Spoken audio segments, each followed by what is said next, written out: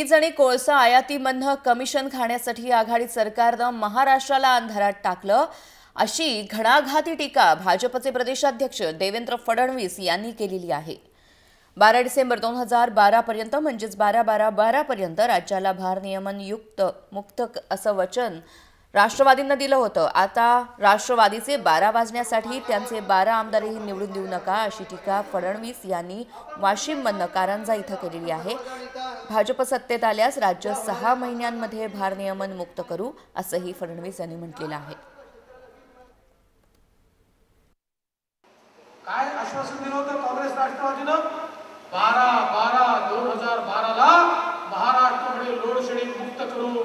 अरे 12-12-2012 ला Maharashtra load shedding मुक्त झाला नाही, यांच्या घोषणेचे 12 वाजले। आता तुम्हाला विनंती करतो, निवडणुकीत यांचे एवढे 12 वाजवा की यांचे 12 आमदार देखील निवडून नाही आले पाहिजे, याचा पूर्ण सत्यानाश झाला पाहिजे।